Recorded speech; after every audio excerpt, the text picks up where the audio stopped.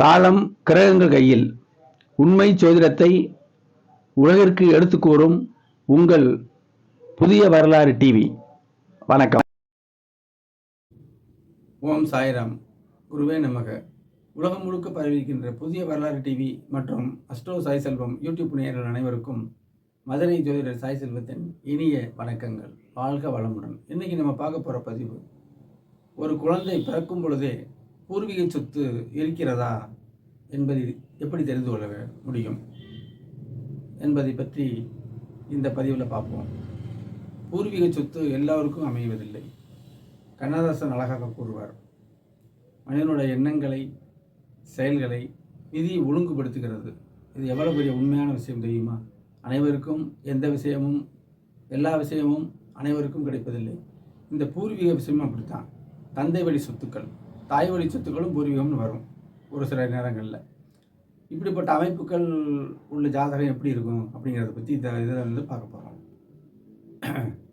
தந்தையாரை குறிக்கக்கூடிய தந்தையார் வகையாரை குறிக்கக்கூடிய 9ஆம் பாவம், லக்கணத்திற்கு 9ஆம் பாவம் வெளிச்சமாக இருக்க வேண்டும்.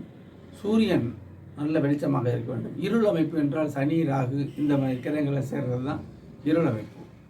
ஆக சூரியன் நல்ல வெளிச்சமாக இருந்து, தந்தையாரை குறிக்கக்கூடிய சூரியன் நல்ல வெளிச்சமாக இருந்து, அதே மாதிரி தந்தையாருடைய ஸ்தானமான 9ஆம் இடமும் வெளிச்சமாக இருந்து, 9 கூடிய கிரகமும் வெளிச்சமாக இருக்கும் பொழுது, லக்னமும் வலுவாக இருக்கும் பொழுது பூர்வீக சொத்து கண்டிப்பாக இருக்கும். அதை அந்த ஜாதகர் அனுபவிக்கவும் வாய்ப்புகள் வரும். இவ்வளவுதான். இதை ஒரு உதாரணத்தோடு பார்ப்போம். மீன லக்கணத்துக்கு 5ல் குரு கேது இருந்து பூர்வ புண்ணியஸ்தானம் அது வளர்த்துருக்குன்னு அர்த்தம். அப்போ வந்து ராசி அதிபதியுமே லக்னாதிபதியுமே நல்லா இருக்காரு. உச்சம்னா அதிக பவர்னு அர்த்தம். 9ஆம் அதிபதி 9ஆம் இடத்துல, மீனத்துக்கு 9ஆம் இடம் விருச்சிகமாக வரும். அங்கே சூரியன் இருக்க அந்த குரு 5ஆம் பார்வை பார்க்கும் பொழுது சூரியன் நல்ல வெளிச்சமாகிறார். வெளிச்சம்னா குரு, சுக்கிரன், வளர்பிறை சந்திரன், புதன் போன்ற கிரகங்கள் அந்த ஒரு கிரகத்தை பார்க்கிறது. அந்த வெளிச்சம் இந்த கிரகத்துக்கு கிடைக்கும். அதுதான் சுபத்துவங்கிறது.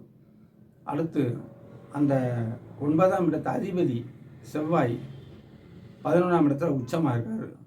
அந்த மகரத்தில் உச்சமாவார் செவ்வாய். அப்போ 9ஆம் அதிபதி 9ஆம் இடத்துல சூரியன் இருக்கார். சூரியன் வெளிச்சமாயிருச்சு. 9ஆம் அதிபதி உச்சமாக இருந்து அதையும் வந்து குரு பார்க்குறாரு. அப்போ நல்ல தசாபத்திகள் வரும் பொழுது கண்டிப்பாக அவர் பிறக்கும் பொழுதே தங்க கட்டிலில் படுக்கிற மாதிரி சூழ்நிலை வரும். தங்க தட்டில் உணவு ஊட்டுவார்கள். தங்க ஆபரணங்கள்லாம் போட்டுவார்கள்.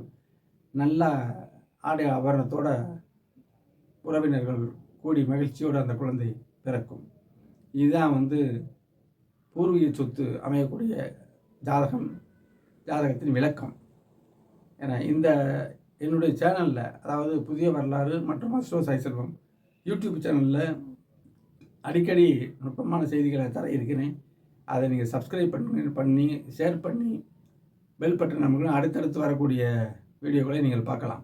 தனிப்பட்ட முறையில் ஜாதக பலன் வேண்டுவோர் திரையில் தெரியக்கூடிய இந்த நம்பருக்கு கால் பண்ணிங்கன்னா இது கல்வி, உயர்கல்வி, வெளிநாட்டு அமைப்புகள், திருமண அமைப்புகள், 2ஆம் தான அமைப்புகள், கூட்டு தொழில் அமைப்புகள், பங்கு வர்த்தகம், வெளிநாட்டில் வேலையா தொழிலா இந்த மாதிரி அமைப்புகள் எல்லாத்தையுமே தெரிந்து கொள்ளலாம். கட்டண முறையில் கிரக விளக்கத்தோடு நீங்கள் பதில்களை கேட்டு தெரிந்து கொள்ளலாம்.